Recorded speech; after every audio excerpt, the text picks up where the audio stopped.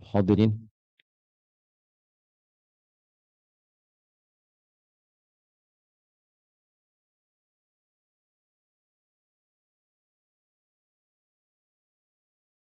kita kepada Allah Subhanahu wa Ta'ala.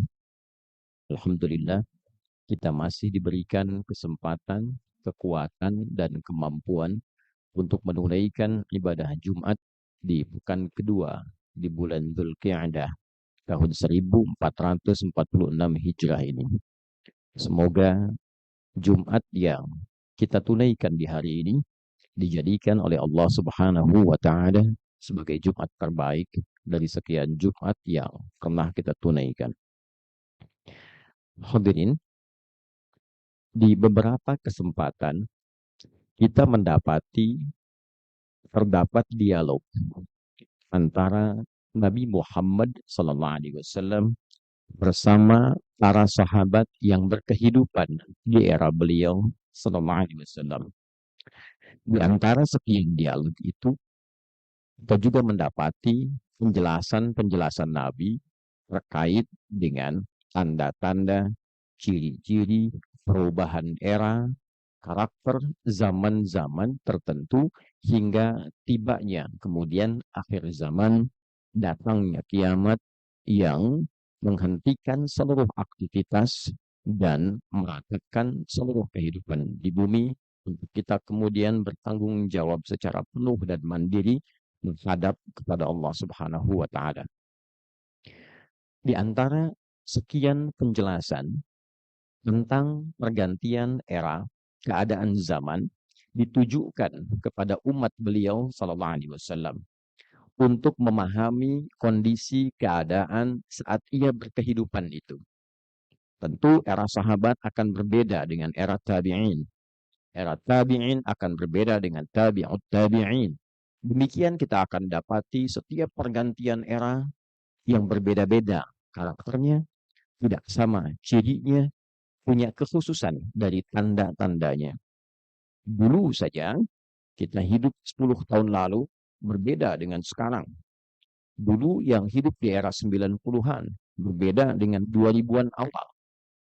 Yang beraktivitas di 80-an tidak sama dengan sekarang memasuki tahun yang berbeda. Tidak serupa keadaannya. Nabi memberikan gambaran sifat, karakter, tidak menunjuk kepada tahun, tidak menunjuk kepada waktu, tapi memberikan isyarat tanda-tanda tertentu yang bila tanda itu hadir, mestilah menyadari untuk bisa beradaptasi dengan keadaannya, sehingga kita tetap mampu beribadah dengan baik. Dengan dua pola, dua cara saja. Mengerjakan taat, amal soleh, meninggalkan maksiat, amal salah. Namun ada kalanya nanti pahala itu akan bergantung. Ada era di mana amal soleh itu dominan. Semangat dikerjakan pahala banyak. Maksiat kelihatannya tipis. Ada ketidakmampuan setan untuk menggoda manusia walaupun dia tetap aktif menggoda. Karena saking kuatnya iman.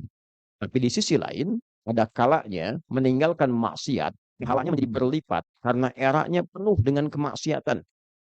Dan menjadi tipis keimanan yang dimiliki oleh beberapa kalangan dari insan yang mengaku dirinya beriman.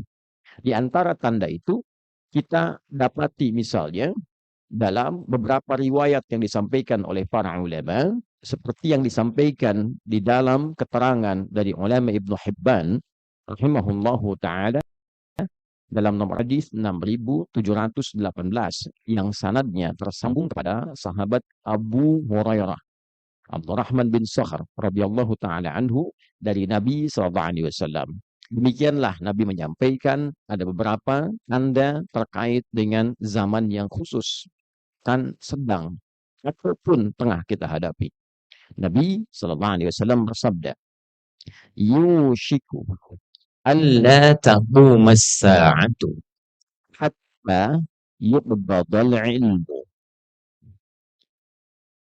wa tantashara al-fitanu." Dalam riwayat wa tadhhara al-fitanu wa yadhhara al-kadhibu wa yataqarabu az-zaman wa tataqarabu al-aswat. Rawahu Abu Hurairah radhiyallahu taala anhu.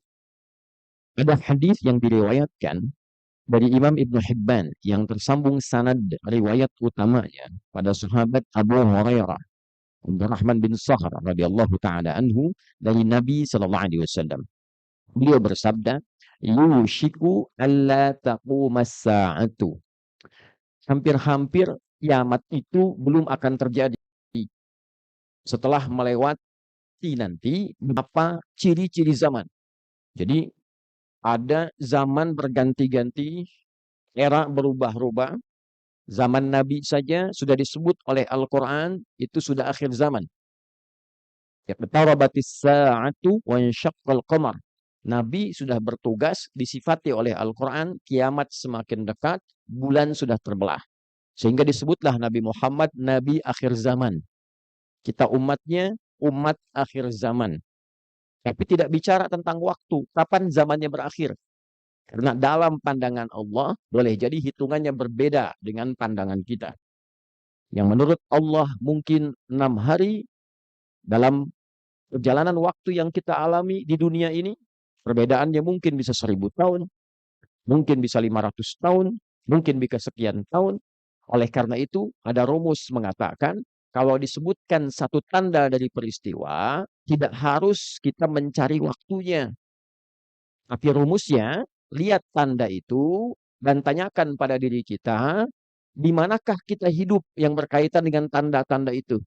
Sehingga dengan demikian kita mengerti kita hidup di zaman apa.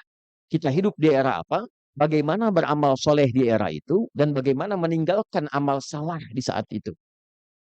Maka dari sekian pergantian era itu, nanti yang ujungnya itu kiamat, ada tanda khusus. 5 tanda. Ada 5 ciri yang terjadi pada satu zaman. Bila tanda itu nanti sudah muncul 5-limanya, maka menunjukkan zaman khusus, era yang khusus, sampai nanti tiba ke zaman-zaman berikutnya, dan muncullah kemudian kiamat. 5 tanda itu, 1, hatta yuqdadal ilmu. Sampai 1, ilmu mulai dicabut. Tafsir ilmu dicabut ini bukan ilmunya hilang. Tafsirnya hilang, hadisnya hilang, ilmu qiraat hilang. Tidak demikian. Dalam hadis lain disebutkan, dan fokuslah pada penyebutan hadis ini, karena disinilah tugas kita kemudian ditantang, di-challenge oleh hadis, oleh Nabi Sallallahu Alaihi Wasallam untuk mengatasi problem dimaksud. Innallaha la yaqbidul ilma intiza'an yantazi'uhu minal ibad, walakin yantazi'uhu biqabdil ulama, hatta idza lam yabqa 'alimun aw fi riwayatin lam yubqi 'aliman ittakhadha an-nasu ru'usan juhala fasa'alu fa'aftau fadallu wa adallu.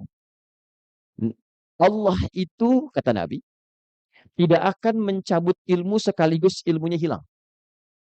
Tapi akan memulai dengan mewafatkan satu persatu para pakar, para ulamanya.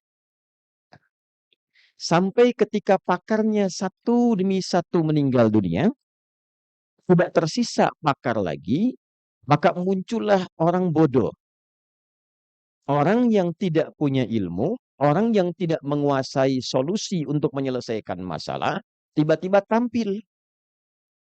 Dan celakanya ada pengikutnya. Dijadikan rujukan, bertanyalah kepadanya, maka ia memberikan fatwa, fatwanya keliru, dan orang-orang pun menjadi sering keliru. Dalam bahasa yang lebih vokal, sesat dan menyesatkan. Hadirin, ada 2 pemahaman di sini. Pemahaman yang pertama, ulama meninggal. Selesai. Habis semua. Tidak ada ulama lagi. Maka jika sekarang kita masih memiliki ulama-ulama yang otoritatif, punya otoritas, punya kemampuan, punya kepakaran di bidang agama, maka jagalah ulama itu. Karena akan tiba masanya, satu-satu akan hilang. Bagaimana menjaganya? Dengan mendoakannya. Dengan menjaga dalam kajian-kajiannya. Dengan melestarikan ajaran-ajarannya. Kemudian juga dengan menyiapkan ulama-ulama baru untuk meneruskan risalahnya. Baik membangun sekolah dengan formal, Adik-adik belajar dengan serius supaya menjadi ulama-ulama yang lebih hebat berikutnya. Maka tafsir yang pertama, jika kita sudah mulai mendapati berkurang satu, dua, tiga, ini tanda-tanda lampu kuning bagi kita, akan munculnya nanti orang-orang tidak jelas, orang-orang yang tidak punya kepakaran, tiba-tiba kemudian membuat statement tentang agama, dan anehnya itu menjadi rujukan bagi sementara orang tertentu yang bertanya, kemudian bisa memberikan fatwa sehingga sama-sama keliru. Pemahaman yang kedua adalah matinya kepakaran.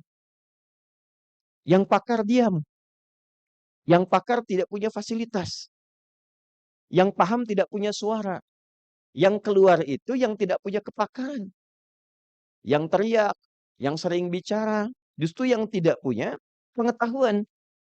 Sehingga dengan diamnya yang pakar ini, dengan tidak keluarnya statement yang memahami ini, di berbagai aspek kehidupan. Bukan hanya agama saja. Di bidang ekonomi, ahli ekonominya diam. Sehingga yang maksiat yang muncul. Di bidang pertanian, di bidang perkebunan, ya, di bidang agroekonomi, yang pakar-pakar tidak punya suara. Sehingga yang tidak punya kepakaran muncul. Apalagi di bidang agama. Yang pakar di bidang tafsir tidak punya cara mengeluarkan kepakarannya. Yang pakar di bidang hadis tidak punya suara, dikalahkan oleh orang-orang yang tidak punya kemampuan agama, tapi banyak tampil dan banyak pengikutnya. Maka dikala itulah mesti kita fasilitasi dan mesti muncul orang-orang yang punya latar belakang yang jelas di bidang keilmuannya. Dua, hadirin, ada era, kata Nabi SAW, selain kepakaran mulai berkurang, ilmu mulai dicabut, wafatnya para ulama, yang kedua, ini yang paling menarik, mulai menyebarnya fitnah. Tantashiral fitan, kemudian yakthural kadhib. Di riwayat lain, tadharal fitanu, fitnah-fitnah mulai menyebar. Yakthural kadhibu, manipulasi, kebohongan-kebohongan mulai banyak ditemukan. Dan yang paling menarik adalah, ini tanda yang keempat. Wa tataqarabul aswaqu wa yataqarabuz zamanu. Dan ketiga ini akan muncul dengan jelas saat pasar mudah diakses, pasar-pasar saling berdekatan, yang diantara tandanya kalau di era kita sekarang, kata para ulama, terjadinya percepatan digitalisasi. Karena dengan digital ada aplikasi. Dulu orang ke pasar naik ojek, naik angkot, belanja pulang. Sekarang diklik di handphone, barangnya datang. Nah, dengan munculnya percepatan digital itu, kebohongan mulai banyak menyebar, manipulasi. Karena semua orang hampir rata-rata ingin bikin konten. Hanya dengan modal handphone, bikin konten. Di TikTok kah, di Instagram, di Facebook, di macam-macam. Ya. Kemudian yang paling berdampak dalam kehidupan, yang terkait dengan dua aspek tadi di depan. Yang pakar-pakar agama itu mulai tidak punya ruang. Karena nggak punya channel di YouTube, nggak punya akun TikTok. Kiai-kiai di pesantren yang ilmunya tinggi, ilmu nahwunya, balaghahnya, Qur'annya, tafsirnya, tidak punya TikTok, tidak punya YouTube, tidak punya Instagram. Dikalahkan kemudian datangnya orang-orang yang tidak jelas, tidak punya kepakaran, tapi retorikanya menarik, penampilannya bagus, tapi yang muncul kemudian kelemahan di bidang-bidang keilmuan. Dan menariknya, subscribernya banyak, pengikutnya banyak. Dan terjadi dialog sampai kemudian tiba-tiba menjadi pakar di bidang agama dalam tanda petik yang kita pahami. Nah, kemudian fenomena selanjutnya apa? Di luar bidang agama pun menyebar manipulasi, menyebar kebohongan. Semua orang bisa bicara tanpa kita bisa bedakan ini yang benar yang mana, yang salah yang mana. Sekarang ada artificial intelligence, AI. Orangnya bisa digambarkan, suaranya dimirip-miripkan gelombangnya. Orang tidak pernah bicara itu tiba-tiba ada tampilannya. Tiba-tiba ada iklan, tiba-tiba ada jualan. Ustadznya, kiainya tak pernah bicara, suaranya ditiru, diambil frekuensinya, tiba-tiba kemudian bisa jualan produk tertentu. Bisa endorse kegiatan tertentu. Yakthural kadhibu, semakin banyak kedustaan, kebohongan, manipulasi terjadi, kemudian taharal fitanu, fitnah pun semakin merebak. Wa yataqarabuz zamanu, dan waktu semakin terasa cepat. Kemarin kayaknya baru sehari, ternyata sudah setahun. Adik-adik yang kelas 6 sekarang rasanya baru kemarin masuk kelas 1. Yang kelas 5 rasanya baru kemarin TK. Sekarang sudah kelas 5 lagi. Kelas 6 sudah mau masuk SMP. Yang kemarin merasa muda, sekarang ternyata sudah punya cucu 2.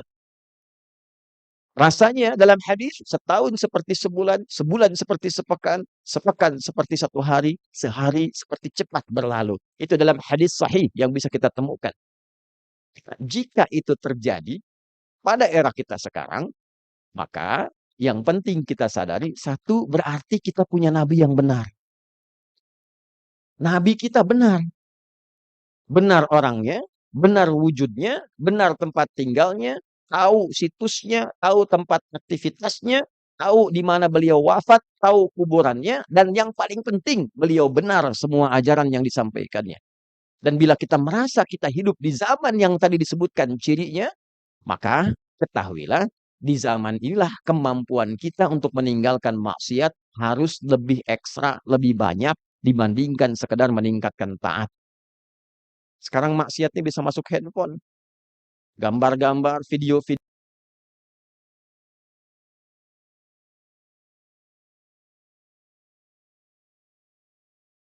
Mencuri sekarang sudah bisa disaksikan sendiri. Karena ditampilkan. Dulu adegan-adegan penangkapan, pencurian, rekayasa-rekayasa untuk orang-orang yang berbuat buruk itu nggak bisa kita akses. Karena gelar perkaranya tertutup, sekarang bisa terbuka. Cara mencuri motor, itu bisa ada tutorialnya. Cara ini, cara itu, bisa muncul semua. Sehingga tanpa sadar, setiap orang bisa belajar. Dulu orang judi itu on-site. Orang bilangnya offline. Sekarang sudah online. Ada pinjaman online, ada judi online, ada maksiat online. Nanti besok-besok ada nyontek online di sekolah itu. Ada saling memaki online sekarang itu. Saling mencelaknya online. Yang tinggal di Indonesia bisa mencelak yang ada di Amerika. Dulu nggak bisa dilakukan. Ada aliran makiyun, ahli maki-maki. Ada para kontainer, para pembuat konten. Nabi kita sudah sampaikan itu. Maka bagaimana caranya menghadapi situasi seperti sekarang ini? Yang paling pokok, jaga sholat. Jaga sholat. Karena sholatlah satu-satunya ibadah yang Allah siapkan untuk membuat pertahanan langsung dari tubuh kita supaya kita bisa meninggalkan maksiat. Innas sholata tanha 'anil fahsya wal munkar. Sungguh sholat yang ditunaikan dengan benar itu yang mampu mencegah diri kita, membuat perlindungan pada tubuh kita dari serangan perbuatan-perbuatan fahsya dan perbuatan mungkar. Fahsya, perbuatan maksiat yang bersumber dari nafsu faraj, zina, pornografi, porno aksi, LGBT itu fahsya. Mungkar, keburukan yang diingkari hati, sumbernya nafsu perut dan akal. Mencuri, merampok, berkelahi, ada yang membunuh, ada yang menipu, ada yang korupsi, itu mungkar. Kalau sholatnya benar, kalau sholatnya konsisten, kalau sholatnya baik, itu semua insya Allah kita bisa tinggalkan dan kuat pertahanan diri kita sampai kita wafat dan kembali kepada Allah Subhanahu wa Ta'ala. Itulah kenapa orang tua kita dulu dengan kalimat yang singkat dan padat sering mengatakan, sholat, jangan tinggalkan sholat, kemanapun kalian pergi sholat, dibangunkan kita supaya sholat, dari kecil kita didorong supaya sholat, bangun tidur terlambat dibangunkan supaya sholat. Kalau ada orang tua bersikap demikian, kita jangan marah, kita jangan merasa gelisah. Itu tandanya orang tua ingin kita dekat dengan Allah supaya kita kuat, supaya kita jadi orang benar, jadi orang soleh dan sukses di masa depannya. Hadirin, semoga Allah melindungi kita dari berbagai macam fitnah, dari berbagai macam keburukan di era tempat kita tinggal. Untuk terus mencintai Rasulullah SAW dan menunaikan ajaran beliau sampai kita wafat dan kembali kepada Allah dalam kebaikan. Bila ada rumus yang seperti tadi, jangan dicari waktu kiamatnya, tapi dilihat dari tanda itu, apakah kita hadir di masa itu, bagaimana mengatasinya, setidaknya kita selamat sampai pulang menuju Allah Subhanahu wa Ta'ala. Barakallahu li wa lakum fil Qur'anil azim ونفعني وإياكم بما فيه من الآيات والذكر الحكيم وتقبل مني ومنكم تلاوته إنه هو السميع العليم ادعوا الله يستجب لنا جميعا.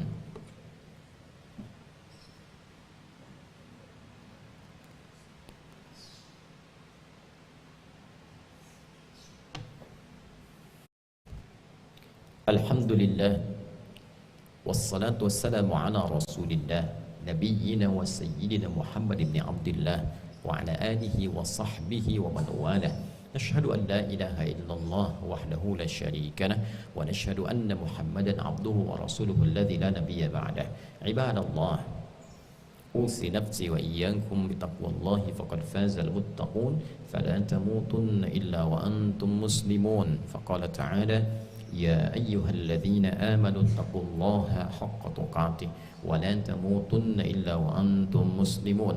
وقال تعالى إن الله وملائكته يصلون على النبي يا أيها الذين آمنوا صلوا عليه وسلموا تسليما. اللهم صل وسلم وبارك على هذا النبي الكريم الرسول المصطفى الأمين نبينا وسيدنا محمد وعلى آله وصحبه أجمعين. اللهم اغفر للمسلمين والمسلمات والمؤمنين والمؤمنات الأحياء منا والأموات إنك سميع قريب مجيب الدعوات ويا قاضي الحاجات. Ya Allah, mohon anugerahkan ampunan kepada seluruh kaum muslimin dan muslimat, mukminin dan mukminat dimanapun berada, baik yang masih hidup sampai Jumat ini ataupun yang telah wafat mendahului kami.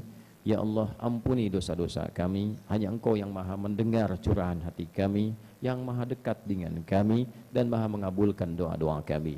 La tada'lana fi maqamina hadha wa fi kulli maqamin dhanban illa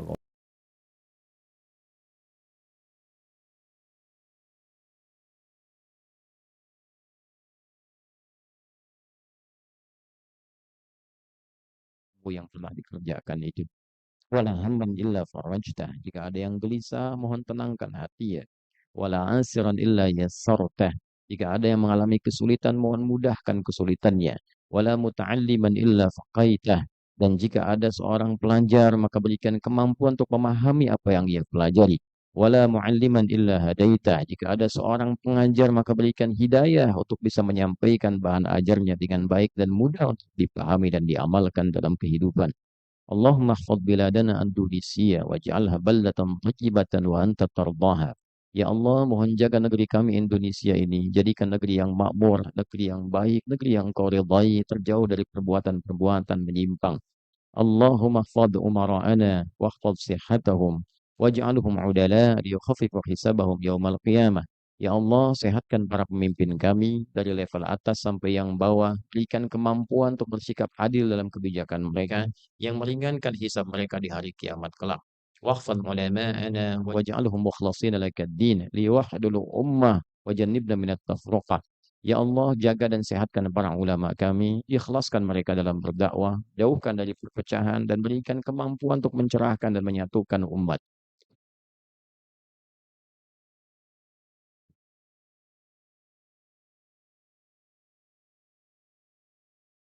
Madrasah ini, madrasah akhyar dan ma'hadnya mira, ya Allah, madrasah dan ma'had yang Engkau berkahi, yang melahirkan ulama-ulama yang baik menjaga negeri dengan niat ibadah dan keikhlasan kepadamu ya Rabbal Alamin.